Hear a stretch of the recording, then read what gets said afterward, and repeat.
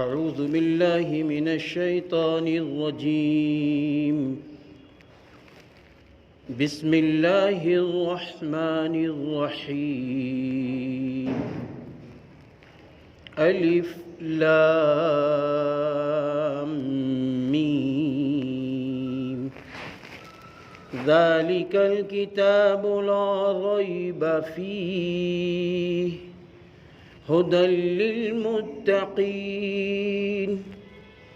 الذين يؤمنون بالغيب ويقيمون الصلاة ومما رزقناهم ينفقون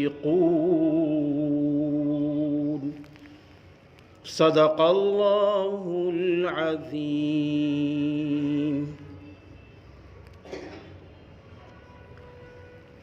شروع اللہ کے نام سے جو نہایت مہربان رحم کرنے والا ہے۔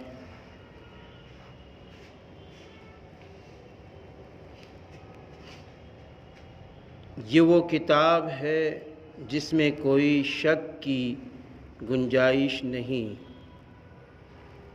متقیوں کے لیے ہدایت ہے۔ جو لوگ چھپی باتوں پر ایمان لاتے ہیں اور نماز قائم کرتے ہیں اور جو کچھ ہم نے ان کو دے رکھا ہے اس میں سے وہ خرچ کرتے ہیں۔ محترم حضرات، یہ سورۃ البقرہ کی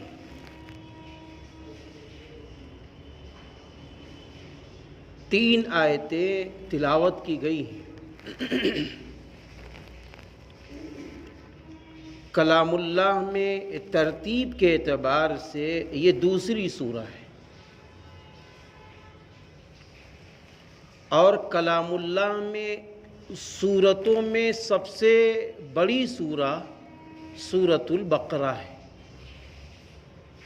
اس میں 286 آیات ہیں۔ سورۃ البقرہ کی فضیلت میں یہ ہے کہ جس گھر میں بھی سورۃ البقرہ پڑھی جاتی ہے یا جس جگہ پڑھی جاتی ہے اس گھر میں شیاطین داخل نہیں ہوتے۔ یہی وہ سورۃ البقرہ ہے جس کی ایک ایک آیت کے نازل ہونے میں بہت سارے فرشتے آتے تھے۔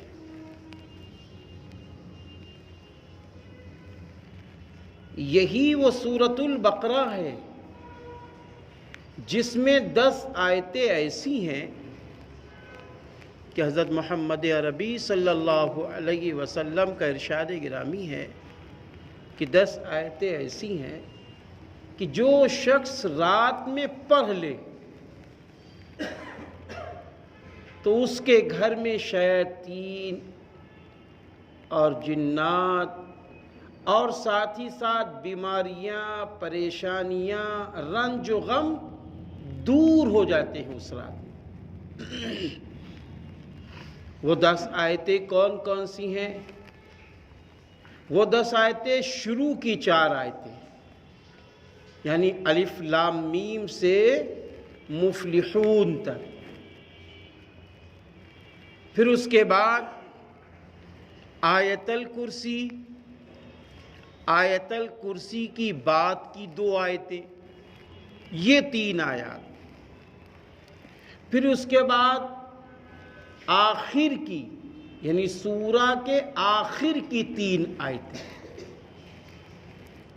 جو شخص رات میں پڑھ لے اللہ رب العزت اس کو رنج و غم، بیماریاں، پریشانیاں اور شیاطین کے شرور سے اللہ اس رات میں اس کو محفوظ رکھتا ہے۔ اللہ اس رات میں اس کو محفوظ رکھتا ہے۔ اس لیے ان آیتوں کو ہمیں پڑھنا چاہیے، ان آیتوں کو ہمیں پڑھنا چاہیے۔ سورۃ البقرہ کے شروع میں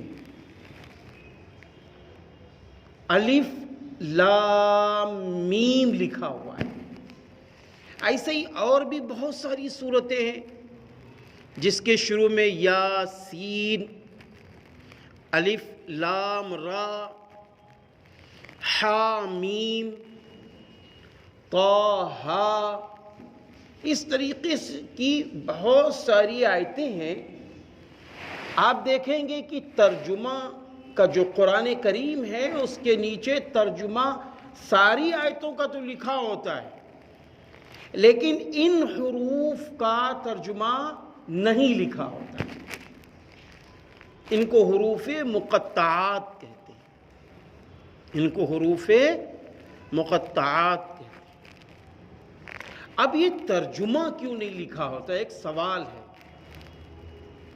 تو اس کا پہلا جواب تو یہ ہے، جمہور صحابہ رضی اللہ عنہم اجمعین، حضرت ابو بکر صدیق رضی اللہ عنہ، امیر المومنین حضرت عمر بن خطاب رضی اللہ عنہ، حضرت عثمان غنی رضی اللہ عنہ، اور حضرت علی رضی اللہ عنہ، یعنی جمہور صحابہ کے نزدیک یہ ہے کہ یہ اللہ اور محمد صلی اللہ علیہ وسلم کے بیچ میں راز ہے، ایک راز ہے. اب اس راز کے متعلق یوں بیان کیا گیا کہ جب قیامت برپا ہوگی تو میرا اللہ اپنے آخری پیغمبر کو اس راز کو ظاہر کر کے خوش کر دے گا. اس راز کو ظاہر کر کے خوش کر دے گا میرا اللہ. لیکن ہمیں آپ کو قرآن کریم کی ان آیتوں کو پڑھنا ہے، ان آیتوں کو پڑھنا ہے. پھر اس کے بعد اللہ رب العزت نے فرمایا ذَلِكَ الْكِتَابُ لَا رَيْبَ فِيهِ. یہ جو قرآن کریم ہے، یہ جو اللہ کا کلام ہے، یہ جو آسمانی آخری کتاب ہے، اس کے متعلق اللہ خود کہہ رہا ہے اس میں شک کی گنجائش نہیں ہے.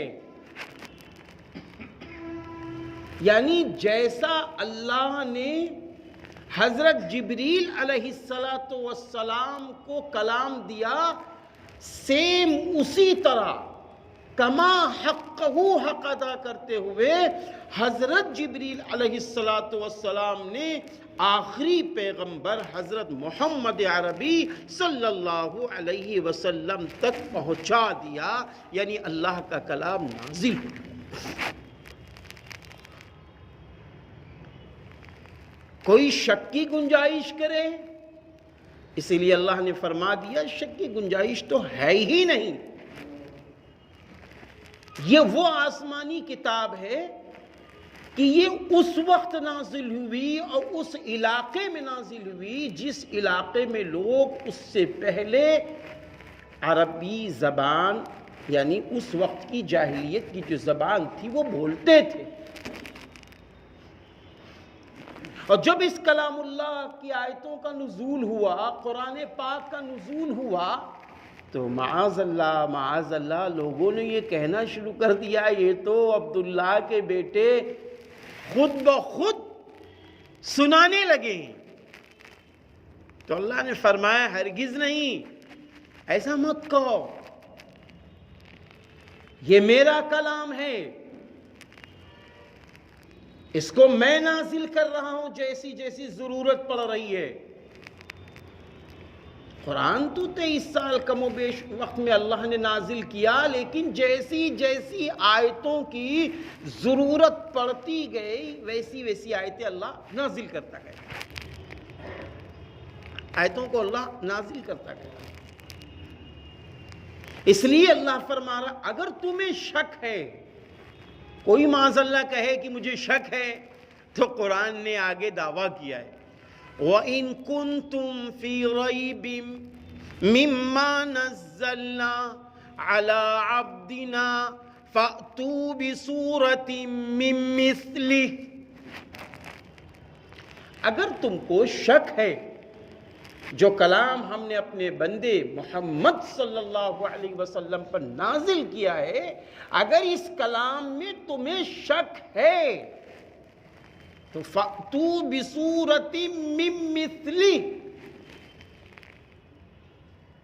تم ایک چھوٹی سی سورہ ہی لے آؤ، ایک آیت ہی چھوٹی سی بنا لاؤ۔ کہتے ہیں کہ اس دور میں لوگوں نے بڑی کوشش کی۔ حضرت عیسیٰ علیہ السلام کے چاہنے والے بڑے بڑے فصیح اللسان عربی کے مالک لوگ ان لوگوں کے پاس گئے، بڑے بڑے اس دور کے جو پادری تھی، زبان کے جو ماہر لوگ تھے، ان کے پاس گئے کہ اس چیلنج کو قبول کرو۔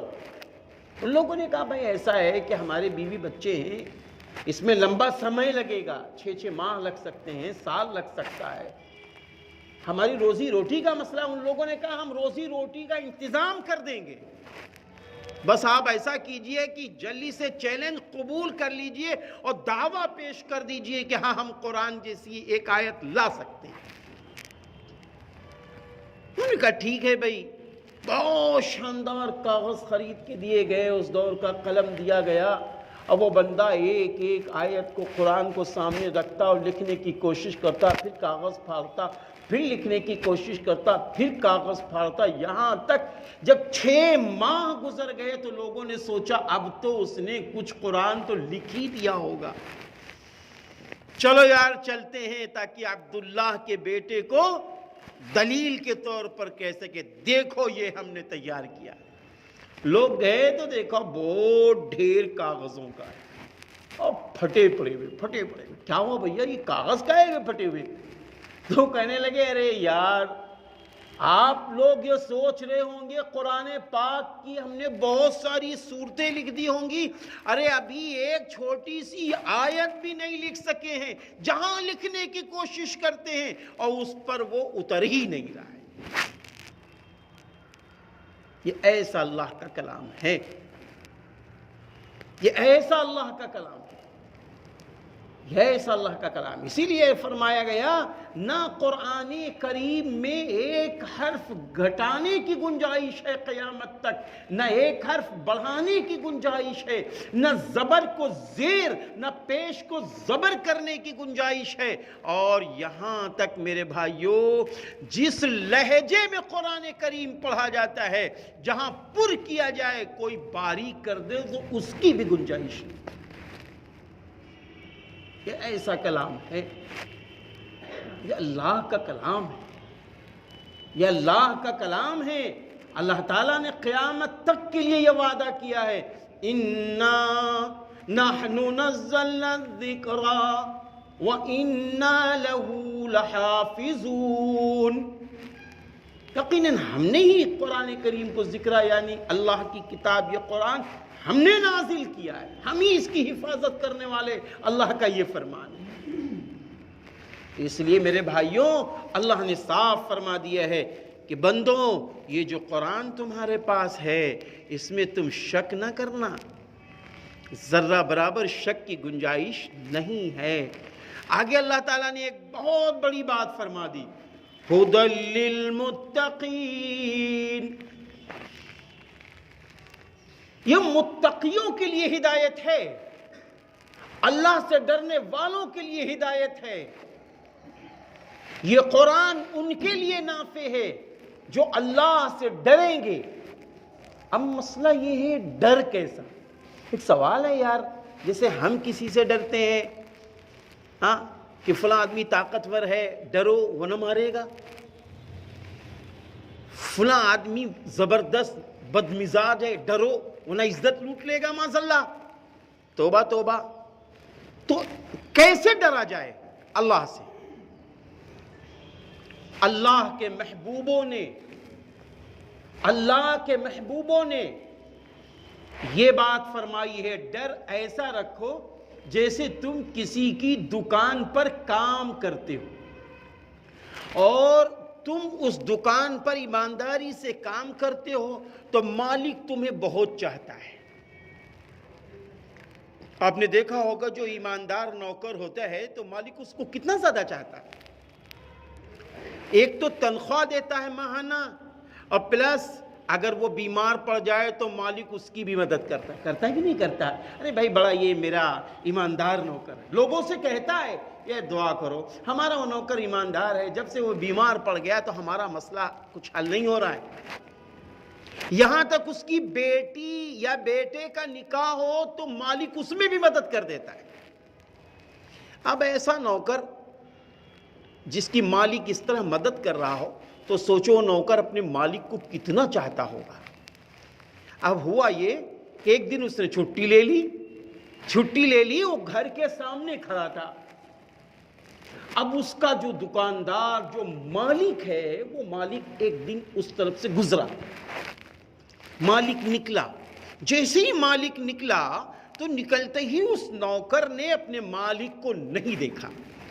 اس کے آس پاس کے لوگوں نے کہا ارے اماں آپ دکان پر تھے، وہ دیکھو آپ کے مالک صاحب جا رہے ہیں، وہ دیکھو آپ کے مالک صاحب جا رہے ہیں۔ تو جیسے ہی اس نے اپنے مالک کو جاتے ہوئے دیکھا آگے، جھٹ سے عجب اس کے دل میں ایک دھکا لگا۔ میرے بھائیو بولو یہ محبت کا دھکا لگتا ہے کہ نہیں لگتا؟ اب دھکا لگا، ارے میرا مالک نکل گیا، ارے میرا مالک چلا گیا۔ فوراً گھر آیا، اپنے بچوں سے، اپنی بیوی سے، اپنی ماں سے، اپنے باپ سے بولا آج میرا مالک نکل گیا۔ تو لوگوں نے اس کو تسلی دی، یہ بھائی کیسے ہو؟ ٹھیک ہے انہوں نے تم کو دیکھ لیا، آپ نے ان کو نہیں دیکھا، ایسی کوئی بات نہیں ہے۔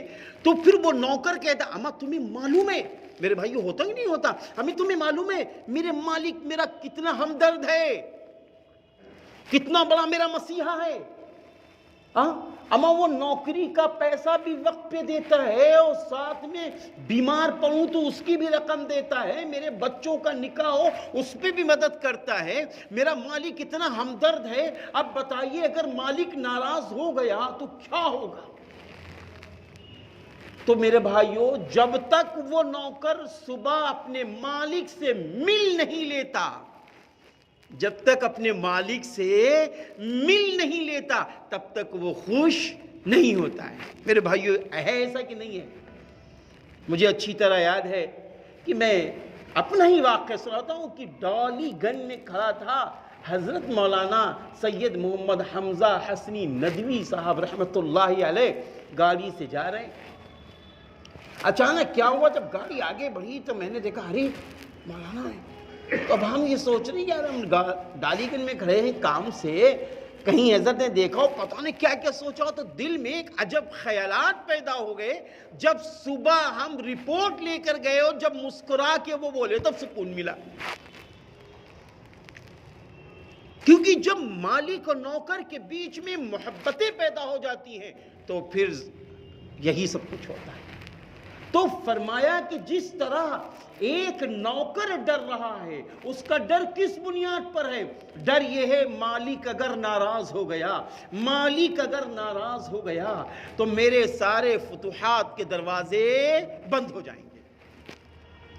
تو فرمایا اللہ سے ایسے ڈرو کہ اگر اللہ ناراض ہو گیا تو یہ جو عزت مل رہی ہے چھن جائے گی، یہ جو بلندی مل رہی ہے چھن جائے گی، یہ جو شان و شوکت مل رہی ہے چھن جائے گی، اور یہ جو مال مل رہا ہے یہ سب چھن جائے گا۔ ہماری عزت، قوت، شان و شوکت سب ختم ہو جائے گی، کیونکہ اللہ ناراض ہے۔ اللہ سے اس لیے ڈرا جائے، اللہ سے اس لیے ڈرا جائے۔ بعض بزرگوں کا تو یہ عالم ہے کہ آپ بیتی میں لکھا ہے کہ وہ اللہ سے اس لیے ڈرتے تھے کہیں اللہ اپنے آگے سجدے کرنے کی توفیق نہ چھین لے، کیونکہ جب اللہ ناراض ہوتا ہے کسی بندے سے تو اللہ رب العزت اس کا مال نہیں چھینتا۔ اللہ کے نزدیک یہ مال اور دنیا اور یہ دنیا کی تمام چیزیں مچھر کے پر کے برابر نہیں میرے بھائی۔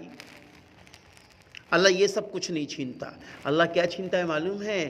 اللہ اپنے آگے بندوں کو سجدہ کرنے کی توفیق چھین لیتا ہے. اللہ حفاظت فرمائے. اللہ حفاظت فرمائے. جیسے کہ ایک بہن ہے، ایک بچی، ایک لڑکی ہے، ایک لڑکا ہے، جب یہ گناہوں میں لت پت ہو جاتے ہیں تو اللہ تعالیٰ ان کی جوانی نہیں چھینتا. جب آدمی حد سے زیادہ گناہ کرتا ہے، لڑکی ہو یا لڑکا ہو، تو اللہ تعالیٰ ان کی جوانی نہیں چھینتا. اللہ کیا کرتا ہے؟ ان کے رشتوں کی، ان کے نکاح کی جو برکتیں ہیں وہ برکتیں چھین لیتا ہے. رشتوں کی برکتیں چھین لیتا ہے. اور جب اللہ رشتوں کی برکتیں چھین لے تو یہ سمجھ لیجئے کہ اس کی عمر بڑی ہوتی چلی جائے گی. کوئی اس حسین و جمیل لڑکی ہو یا کروڑ پتی لڑکا ہو، اس کی طرف کوئی نگاہ اٹھا کے بھی نہ دیکھے. اللہ چھین لیتا ہے یہ سب برکتیں. تو اللہ سے کیسے ڈرا جائے؟ ایسے ڈرا جائے کہ اگر ہم سے گناہ ہو گیا، اگر ہم سے گناہ ہو گیا تو کیا ہوگا؟ ایک دکاندار، یہی بمبئی کا واقعہ ہے کہ ایک دکاندار ہے، ایک بہت بڑا کروڑ پتی دکاندار، تکبیر اولیٰ کی نماز پڑھتا ہے. جب سفیر لوگ جاتے ہیں نا، چندے والے، انہوں نے ایک واقعہ سنایا کہ کروڑ پتی 20 سال کم و بیش ہو رہے ہیں، اس کی تکبیر اولیٰ نہیں چھوٹی ہے. تو لوگوں نے اس سے پوچھا کہ یار آپ تو بہت بڑے مال والے ہیں اور آپ کی تکبیر اولیٰ نہیں چھوٹ رہی ہے. تو معلوم ہے اس نے کیا جواب دیا؟ بندے نے کہنے لگا، ارے میرے بھائی، مسئلہ تکبیر اولیٰ کا نہیں ہے، مسئلہ رب کریم کی دعوت کا ہے. وہ دعوت دے، ہم وقت مقررہ پہ نہ پہنچے، کہیں وہ ناراض نہ ہو جائے. اگر وہ ناراض ہو گیا تو پھر دنیا ہماری ختم. تو جب اللہ کا یہ ڈر سما جائے، جب اللہ کا یہ خوف سما جائے تو میرے بھائیوں پھر کیا ہوتا ہے؟ قرآن سمجھنا آسان ہو جاتا ہے، قرآن کے فرمان پر عمل آسان ہو جاتا ہے، قرآن پاک پر مر مٹنا آسان ہو جاتا ہے. اسی لیے اللہ نے فرمایا ھدی للمتقین، متقیوں کے لیے، جو لوگ اللہ سے ڈرتے ہیں. ڈرنے کا مطلب کیا ہے؟ جو لوگ گناہوں سے بچتے ہیں، جو لوگ بدعات سے بچتے ہیں، جو لوگ رسومات سے بچتے ہیں، جو لوگ خرافات سے بچتے ہیں، جو لوگ کونوا مع الصادقین، جہاں اللہ نے فرمایا سچوں کے ساتھ رہو، جو لوگ ان سچوں کے ساتھ رہتے ہیں، ایمانداروں کے ساتھ رہتے ہیں، دیندار مسلمانوں کے ساتھ رہتے ہیں، ان کے لیے یہ قرآن ہدایت ہی ہدایت ہے، ہدایت ہی ہدایت ہے. اما جان حضرت عائشہ صدیقہ رضی اللہ تعالی عنہ سے صحابہ نے پوچھا، اما جان حضور صلی اللہ علیہ وسلم کے اخلاق کیسے تھے؟ فرمایا کیا قرآن نہیں پڑھتے؟ جو کچھ قرآن میں ہے وہ میرے محبوب نبی کی اس پر پوری کی پوری زندگی تھی. تو پتہ یہ چلا کہ جب ہم اللہ سے ایسے ڈریں گے جیسا کہ اس سے ڈرنے کا حق ہے. اللہ تعالیٰ نے قرآن کریم میں دوسری جگہ فرمایا، یا ایھا الذین آمنوا اتقوا اللہ حق تقاتہ ولا تموتن الا وانتم مسلمون. اے ایمان والوں، اللہ سے ڈرو جیسا کہ اس سے ڈرنے کا حق ہے، اور تم مت مرنا مسلم کی حیثیت سے مرنا، جیسا اس سے ڈرنے کا حق ہے ایسے ڈرا جائے، ایسے ڈرا جائے کما حق جتنے کہ ہم مکلف ہیں. ہاں پھر آگے اللہ رب العزت نے فرمایا الذین یؤمنون بالغیب. غیب یعنی چھپی باتوں پر، چھپی باتوں پر ایمان، چھپی باتوں پر ایمان. ایمان اگر تعریف کی جائے تو کیا ہے؟ کسی بات کو دل کی گہرائیوں سے تسلیم کر لینا، مان لینا، اس کا نام ایمان ہے.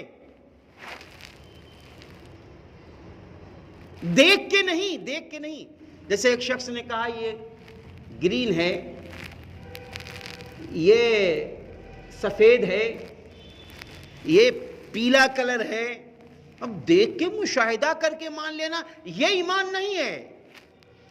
ایمان یہ ہے اللہ نے جو فرما دیا اور رسول اللہ صلی اللہ علیہ وسلم نے جو فرما دیا کہ جنت ان خوشیوں کا نام ہے، دوزخ ان مشکلات کا نام ہے، پلسرات اس کا نام ہے، اور پھر فرشتے ایسے ہوتے ہیں اور پھر ایسے ایسے نظارے ہیں. ان باتوں پر دل کی گہرائیوں سے یقین کر لینا، بھروسہ کر لینا اور طے کر لینا کہ یہ بات برحق ہے، ایسا ہی ہے، اس کا نام ایمان ہے. اس کا نام ایمان ہے. جس کا ایک واقعہ مجھے یاد آتا ہے کہ حضرت ماریہ قبطیہ رضی اللہ تعالی عنہ جو رسول اللہ صلی اللہ علیہ وسلم کی لومڑی بیوی ہیں، ان کے یہاں بیٹا ایک پیدا ہوا جن کا نام ابراہیم تھا. ان کا انتقال ہو گیا بچپن میں انتقال ہو گیا. اور جب انتقال ہو گیا تو ایک روز وہ اپنے بچے کو یاد کر کے زار و قطار آنسو گرانے لگی اور رو رہی ہیں. بھئی ماں کی ممتا محبت ہے. رسول اللہ صلی اللہ علیہ وسلم تشریف لے آئے. اللہ کے رسول صلی اللہ علیہ وسلم کو جیسے ہی حضرت ماریہ قبطیہ رضی اللہ تعالی عنہ نے دیکھا تو ایک دم آنکھوں میں آنسو جو تھے پوچھ لیا اور خاموش ہو گئی. جو عورتوں کی فطرت ہے کہ اپنے شوہر کو دیکھ لیتی خاموش ہو جاتی ہیں، اپنے غم کو اور تنہائی میں ہلکا کرتی ہیں. اللہ کے رسول صلی اللہ علیہ وسلم نے دیکھ لیا. فرمایا ماریہ یہ آنکھوں میں آنسو کیسے تھے؟ کئی بار جب رسول اللہ صلی اللہ علیہ وسلم نے فرمایا تو فرمایا میرے سرتاج آج مجھے میرا بیٹا جو معصوم ابراہیم تھا اس کی یاد آ گئی. اس کی یاد آ گئی. اس کی جو یاد آئی میں بے چین ہو گئی کہ میں اپنے بیٹے کو دیکھ لیتی. اتنا کہنا تھا کہ رسول اللہ صلی اللہ علیہ وسلم نے فرمایا ماریہ اپنا سر آسمان کی طرف اٹھاؤ، دیکھ تیرا بیٹا جنت کے بالا خانے میں ٹہل رہا ہے، دیکھ اپنی آنکھوں سے. اتنا کہنا تھا، بجائے آنکھ آسمان کی طرف اٹھانے کے اور نیچے کرنے لگی. حضرت صلی اللہ علیہ وسلم نے فرمایا ماریہ دیکھو نا، تو بجائے اور اوپر اٹھانے کے اور زمین کی طرف، یہاں تک کہ بالکل زمین کی طرف کر لی. حضور پاک صلی اللہ علیہ وسلم نے فرمایا ماریہ ابھی تو تم اپنے بیٹے کو دیکھنے کے لیے بے چین تھی. ماریہ اپنے بیٹے کو دیکھنے کے لیے بے چین تھی. ارے ماریہ اب کیا ہو گیا؟ تم تو اپنے بیٹے کو اب دیکھ بھی نہیں رہی ہو. تو حضرت ماریہ قبطیہ رضی اللہ تعالیٰ عنہ نے کیسا یقین والا جواب، کیسا بھروسہ تھا رسول اللہ صلی اللہ علیہ وسلم کی ذاتی گرامی پر. فرمانے لگی اے میرے سرتاج، اے اللہ کے رسول، اگر میں اپنے بیٹے کو اپنی آنکھوں سے دیکھ کر ہی یقین کروں تو آپ کی زبان مبارک پر بھروسہ کہاں؟ بھروسہ کہاں؟ ایسا بھروسہ ہونا چاہیے. جیسے کہ ہم نماز پڑھنے آ رہے ہیں. اب نماز پڑھنے کھڑے ہوئے تو کیا کہا جاتا ہے؟ نماز ایسی پڑھو گویا کہ تم اللہ کو دیکھ رہے ہو. یعنی ہم اللہ کو دیکھ رہے ہیں. اور یہ آخری درجہ ایمان کا ہے کہ اللہ تو ہمیں دیکھ ہی رہا ہے. یعنی ایسی نماز پڑھو جیسے ہم اللہ کو دیکھ رہے ہیں. آپ دیکھیں نا کہ جب بندہ نماز پڑھنا شروع کرتا ہے، اللہ کو جب وہ دیکھتا ہے تبھی تو اللہ کی بڑائی بیان کر رہا ہے. نیت باندھ لی، الحمدللہ رب العالمین، تمام تعریفیں اس اللہ کی ہے جو پورے سارے جہان کا رب ہے. ارے بھائی کہہ رہا ہے نہیں، آدمی کب کہتا ہے؟ جب اللہ کو دیکھ رہا ہے. الرحمن الرحیم، جو رحمان ہے، نہایت رحم کرنے والا ہے. اللہ کی تعریف بیان کر رہا بندہ کہ نہیں؟ اللہ کی بزرگی، اللہ کی تعریف، اللہ کی حمد و ثنا بیان کر رہا ہے کہ نہیں کر رہا ہے؟ اور اس کے بعد فوراً بندہ کہتا مالک یوم الدین، جزا کے دن کا مالک اللہ ہے. پھر اس کے بعد فوراً بندہ کہتا ایاک نعبد وإياك نستعين إياك نعبد